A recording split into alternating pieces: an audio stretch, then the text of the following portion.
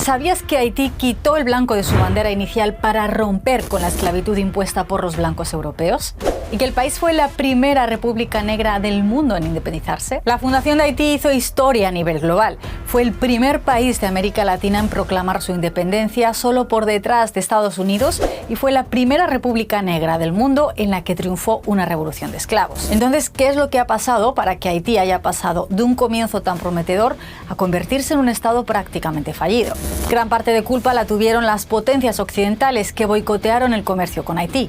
A los colonizadores no les interesaba que una independencia de esclavos tuviera éxito y sentara un precedente a nivel regional. Por eso todas ellas, y especialmente Francia, se lo pusieron bien difícil para que los esclavos pagaran las consecuencias de su libertad. Desde entonces, una mala gestión nacional e internacional han llevado a Haití a la situación en la que se encuentra ahora, al borde del colapso. Digamos que el boicot occidental tuvo gran parte de culpa, y en este nuevo capítulo de DW Geopolítica pondremos en el mapa a los países responsables de la miseria de Haití.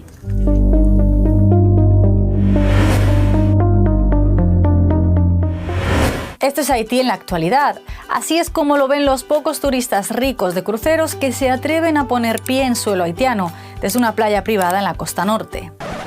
Y esta es la realidad a pocos kilómetros de distancia en la capital, Puerto Príncipe, para la gran parte de los haitianos.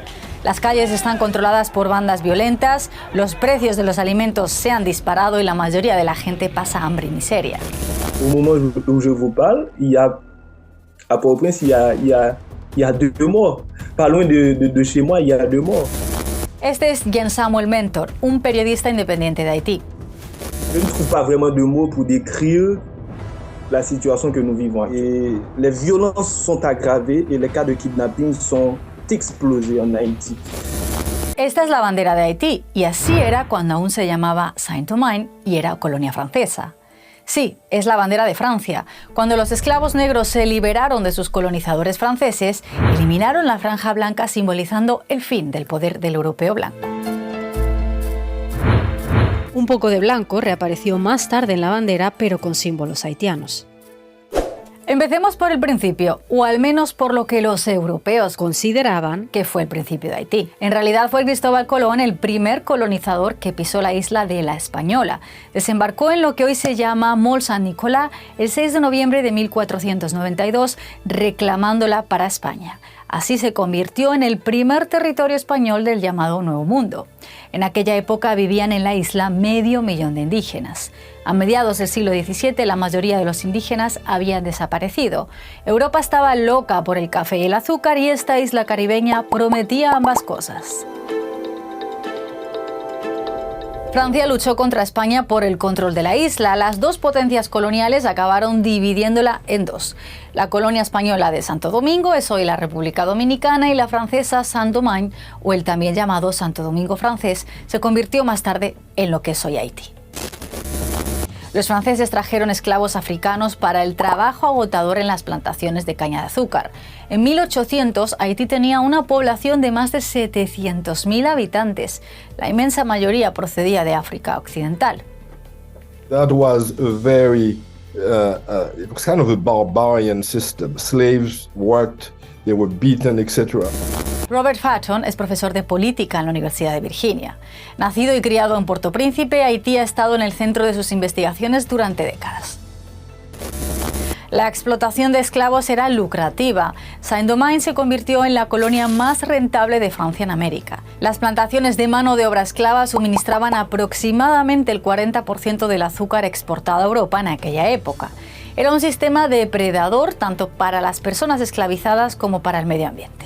Todavía hoy se pueden ver sus efectos, basta con mirar estas imágenes aéreas en la frontera con la República Dominicana. En el lado dominicano se ven bosques frondosos y tierras verdes. En el lado haitiano, la tierra es estéril y los árboles han desaparecido. Volvamos a la colonia francesa de Saint-Domingue. A finales del siglo XVIII, los esclavos estaban hartos, y por eso nos sorprende que se rebelaran haciendo historia.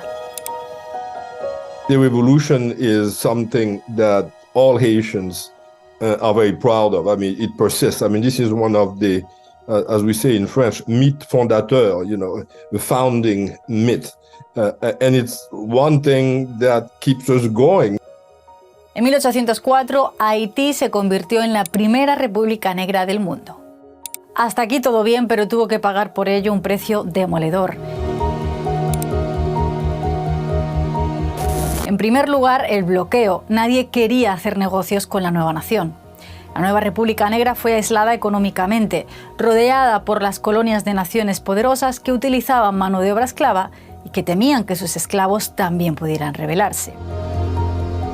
Como decimos, Haití fue la primera República Negra, razón suficiente para que algunos de sus poderosos vecinos se negaran incluso a comerciar con la nueva nación. El motivo, el racismo. ¿Y cómo reaccionó Francia? La Francia republicana y revolucionaria exigió a Haití que pagara por su independencia. Como había perdido su lucrativa fuente de ingresos por el azúcar, el país de la libertad, la igualdad y la fraternidad pidió reparaciones. Una asombrosa suma de 150 millones de francos en oro. A lo largo del siglo siguiente, Haití pagó el equivalente a entre 20.000 y 30.000 millones de dólares estadounidenses. Aislada del mundo y con una deuda gigantesca, ¿qué posibilidades tenía la joven república? Tras la independencia, Haití sufrió mucho, no solo por el peso de las reparaciones y por el aislamiento, sino también por la mala gestión. Una serie de malos gobiernos y mandatarios agravaron la miseria en el país.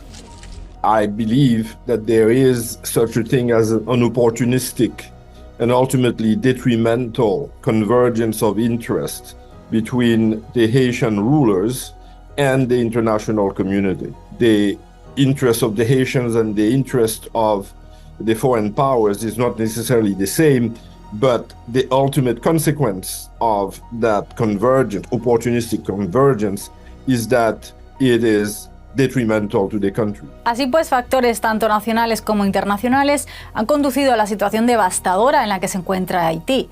Un símbolo de ello es Cité Soleil. Este barrio densamente poblado de Puerto Príncipe está ahora bajo el control casi total de las bandas. Cerca se encuentra el centro hospitalario de Fontaine. En noviembre de 2023, una banda fuertemente armada irrumpió en el hospital y amenazó a las personas que se encontraban en su interior. It's an environment of people are trying to survive and where violence is completely normalized right now. Diego Darin trabaja en el International Crisis Group, una organización no gubernamental comprometida con la resolución de conflictos. Recientemente ha viajado a Haití. La inseguridad en el país se empeoró drásticamente en julio de 2021. Por aquel entonces, el presidente de Haití, Jovenel Moïse, fue asesinado por mercenarios colombianos. Aún no está claro quién les pagó. La última vez que un presidente haitiano fue asesinado fue en 1915. Aquel magnicidio abrió un capítulo de intervención extranjera que aún hoy repercute en Haití. Ese mismo año, los marines estadounidenses desembarcaron en Puerto Príncipe. Oficialmente, las fuerzas estadounidenses estaban allí para restaurar el orden. Pero Washington también quería impedir que las potencias europeas explotaran los recursos de la isla. So we owed some money to the US banks. And the instability in Haiti gave a pretext to the United States to move in with the Marines. And the first thing they did was to go into the central bank of Haiti, take the reserves of the central bank, put it on a boat and send it back to New York to Citibank. And that's the way it was. Las tropas estadounidenses se quedaron 19 años. Pero sus huellas siguen siendo visibles hoy en día. What happened with the occupation was the centralization of power in Port-au-Prince, and the most important element was the creation of a centralized army, which became very much the arbiter of politics for a very long time in Haiti. La ocupación estadounidense respaldó a las élites del país y entrenó a las fuerzas de seguridad locales. Esas fuerzas respaldarían posteriormente a varios regímenes, como por ejemplo la brutal dictadura de François Papa-Doc Duvalier y su hijo Baby Doc. Esto llevó a los haitianos a desconfiar del poder. Y hasta el día de hoy hay un vacío de poder y el país está cada vez más cerca de convertirse en un estado fallido. La historia del Palacio Nacional simboliza la situación de Haití. La residencia oficial del presidente fue destruida en el devastador terremoto de 2010, las ruinas incluso fueron retiradas entonces y el palacio nunca fue reconstruido. They have talked to rebuild, but nothing has happened. The reconstruction that was promised never materialized. Money was squandered, money was stolen. Y de nuevo, la influencia extranjera jugó su papel. Quizás con buenas intenciones, pero de nuevo con un mal resultado para Haití. Las potencias extranjeras quisieron eludir a los funcionarios corruptos y entregaron su ayuda directamente a las ONGs. The state became, kind of a very weak structure. And people who were working in the state, they started moving into the NGOs. So when you have NGOs everywhere, no one controls them. The government loses its essence, and once you have that, there is no, so we've moved from a very despotic regime to a regime that has no control over anything. Todo esto ha llevado a la situación actual. No hay presidente ni parlamento que funcione y solo hay un primer ministro en funciones, Ariel Henry, que carece de poder de facto. Sin duda, una de las peores crisis que ha vivido Haití. Por eso Henry ha vuelto a recurrir a la comunidad internacional y ha pedido ayuda a la ONU, otro actor internacional más involucrado en las penurias de Haití. Pour le moment, les missions onusiennes sont très mal vues en Haïti. Ces missions sont très mal vues en Haïti. La última vez que las Naciones Unidas intervinieron en Haití, las cosas salieron terriblemente mal. Esta es la principal fuente de agua de Haití, el río Artibonite. Y aquí es precisamente donde la última misión de la ONU tuvo consecuencias devastadoras para la población. En 2010, las fuerzas de paz de la ONU, en su mayoría de Nepal, acamparon aquí, justo encima de un arroyo que desemboca en el río Artibonite. Pocos días después, cerca del río, saltaron los primeros casos de cólera. Las investigaciones demostraron más tarde que los soldados de la ONU habían vertido involuntariamente aguas residuales infectadas en el arroyo que desembocaba en el río Artibonite, lo que provocó un mortal brote de cólera que costó la vida a 10.000 personas y se extendió como la pólvora por todo el país. And there was never really any type of restitution for those deaths. So there is a very bad taste in Haiti for that kind of intervention. La misión de la ONU que se suponía iba a traer estabilidad y seguridad a Haití abandonó el país en 2017. Entonces, ¿qué significa todo esto actualmente? ¿Ha abandonado el mundo a Haití para siempre? ¿Están los haitianos aliviados por ello? No del todo. En 2022, el primer ministro pidió que una nueva misión internacional de seguridad acudiera a Haití para acabar con la violencia de las bandas y la anarquía que impera en el país. Kenia se ha ofrecido a liderar una nueva misión multinacional respaldada por la ONU que pronto podría desplegarse. Il y a là, avec la police kenyane, au moment où je vous parle, on en a besoin. On en a besoin on en a besoin, non? Les Haïtiens, ils veulent une force étrangère parce que l'insécurité s'est aggravée ces dernières années. Pero todavía hay muchas cosas que no están del todo claras. The UN and the Kenyans and the Americans, the Canadians and the French have said this is going to be a very different intervention. Now, I'm not quite sure that this necessarily is going to be a very different intervention. La idea es enviar solo un pequeño grupo de personal policial altamente capacitado para restablecer el orden y asegurar infraestructuras clave como el principal aeropuerto del país. So yes, now the international community is realizing that it must change the way it has acted and the way it has intended to help Haiti. Pero las bandas criminales controlan alrededor del 80% de Puerto Príncipe. Están bien armadas y conocen el terreno. Aunque las fuerzas internacionales fuesen bien recibidas al principio, esto podría cambiar rápidamente.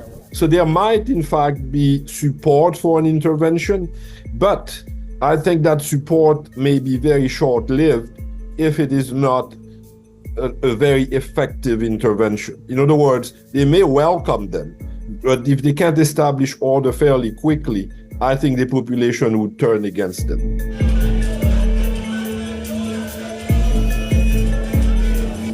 Para los haitianos, la nueva misión plantea una vez más la siguiente pregunta: ¿aportará mejoras o perjudicará al país a largo plazo? Una pregunta sin respuesta todavía, pero que despierta viejos fantasmas para los haitianos.